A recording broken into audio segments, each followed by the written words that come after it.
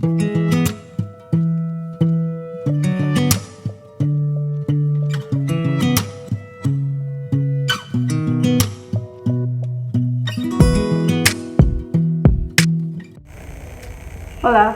Today on the show, I'm in conversation with Brock Gibbs from Quebec, Canada. He's a teacher by profession, a fitness and sports enthusiast right from his childhood, who not surprisingly gravitated towards the triathlon competitions later in life. The exceptional fact about his story is that even though he started out as a mere competitor in the triathlon competitions, he finally graduated to become one of the top 10 finalists in the world competitions that were held for triathlon and multiple times. He is also a skillful storyteller who recently published his book on his experiences as a triathlete titled My Co-Workers Think I'm a Pro. So up next he talks about his experiences as a triathlete and the book that he recently published. Hi Brock, welcome to Roadbenders. Thank you so much for joining us on the show. It's an absolute pleasure to have you. Oh, it's a pleasure for me. Thank you very much for asking. Okay.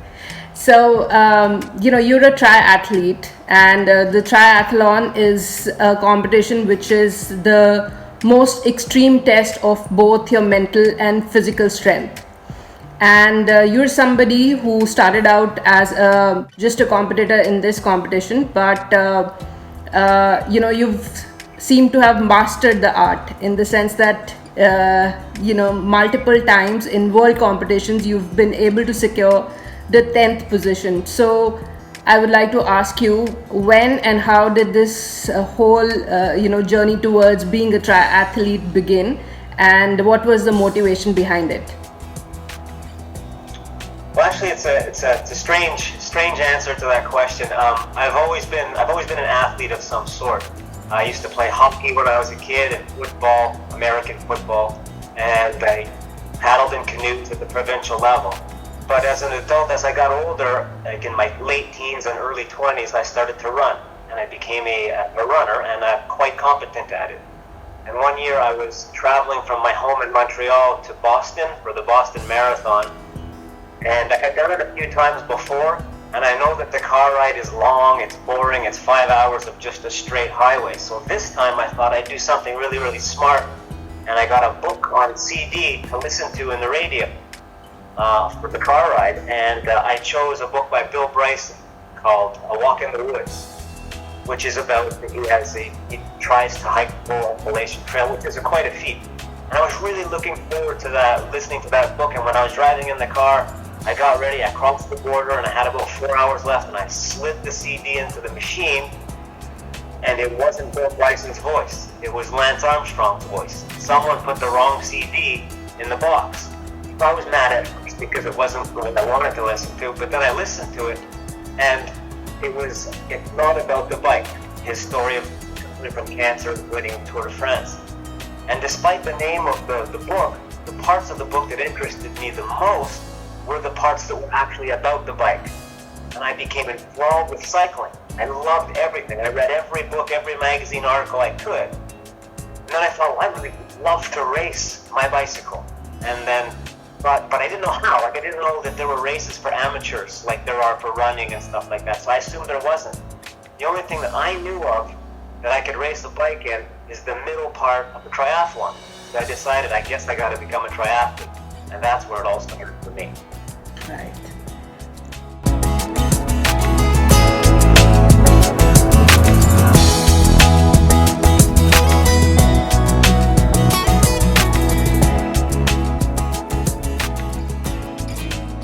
So, how has being a triathlete changed the way you look at life? In a lot of ways, actually, it has given me a lot more.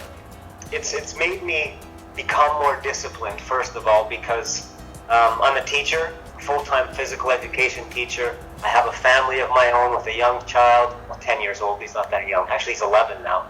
I have a girlfriend. I have all these things in my life, and so there's not a lot of time for training. But I want to train at a high level so that I can go to the world championships and stuff like that and be successful. So everything needs to have its time and place. I have no time for anything else. So I got to start this then. I have to do my training by this time in the morning. Everything has to be disciplined. Also have to do a lot of sacrificing.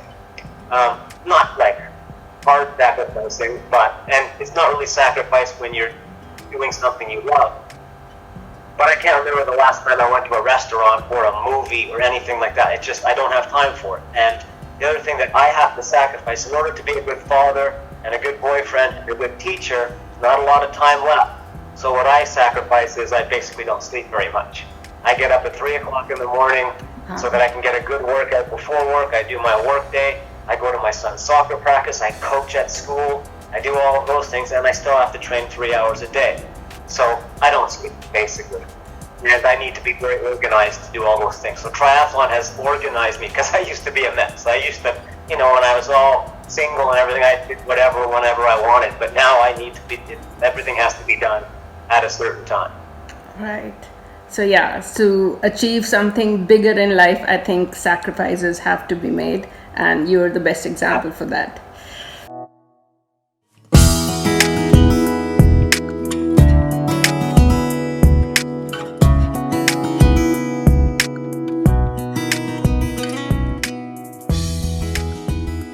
So, can you tell me about the high points of your triathlon journey?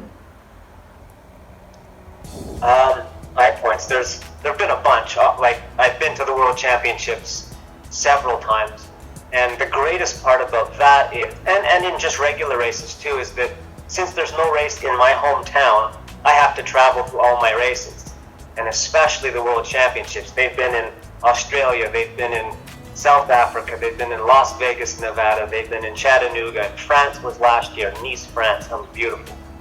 So high points are racing in those big races because I get to travel, but also because I get to race against the best triathletes in the world. You have to qualify to make it into the races. They don't just take you because you have a credit card. You have to actually finish first, second, or third in another race somewhere. And there's 250 people in your age group in each of those races. So to qualify, that's a pretty big deal. So those are the highest points. But the highest I've ever felt in my triathlon career came after a super low. I injured myself one March, and I was out for weeks and weeks. I couldn't run for weeks and weeks. And I had already registered for a race the previous September that was going to take place in June, and I decided, well, I'll do the race anyway. And I couldn't complete it. It was horrible, and I never felt so low in my whole life. But when I got back from the race, my girlfriend said, you should go see a massage therapist, because I have a friend who's a massage therapist. So I said, yeah, I didn't really believe in massage, but I said, I'll go do it. And I was there for an hour, and he hurt me more than anybody's ever hurt me in my life. The next morning, I went running for 15 kilometers, and I've never felt so good in my whole life. That was the highest point. Right.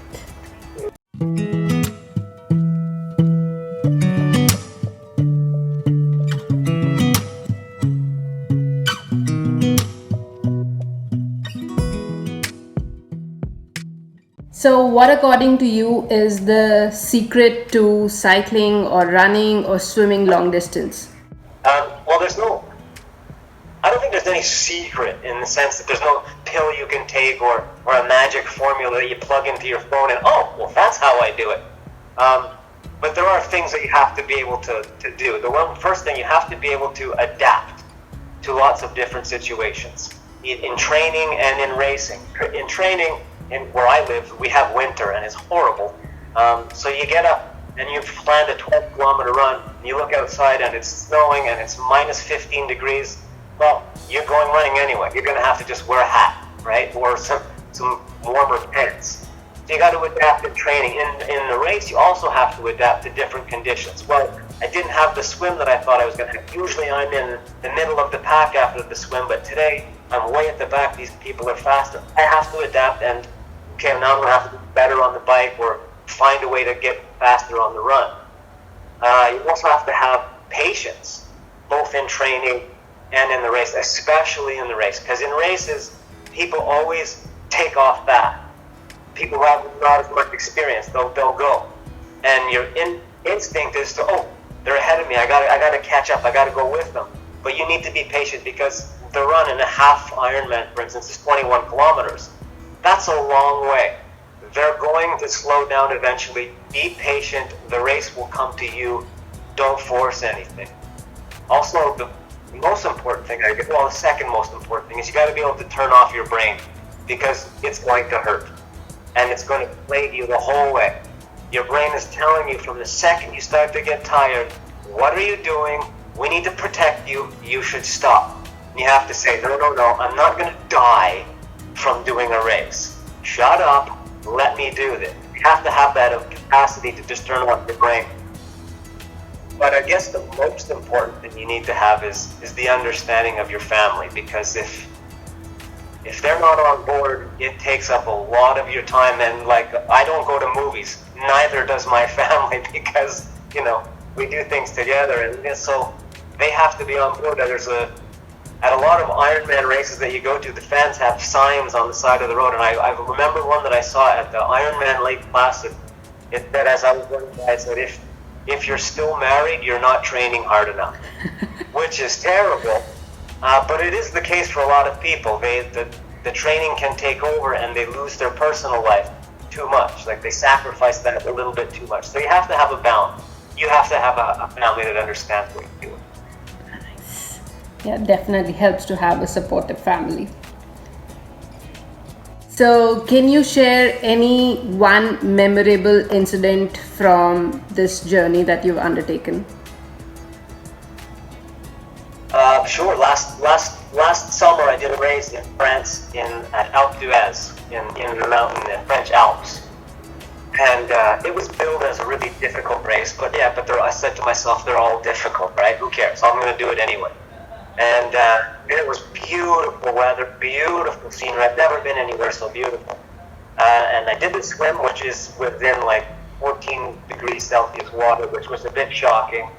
And then the bike ride, which is, when I was listening to that tape in the car of Lance Armstrong, and I said, I want to be a cyclist, this is what I was picturing, was that bike ride through the Alps. It was magnificent. Problem with it is that it was 140 kilometers long, and the last 14 kilometers were up Alpe d'Huez, which, if you know anything about cycling, you know that that's one of the hardest climbs in the Tour de France, and it comes at the end of the bike ride. There's 21 switchbacks, and it's brutal. And by the time I got to the top, I was dead. I was finished. I entered the transition zone, which was on a soccer field. I racked my bike, and I said, well, that's it. My race is over. I'm not even going to try the run. There was no thought in my head that I would actually do the run. I sat down, and I was a little upset, but happy that I had decided to quit, because now I could go home.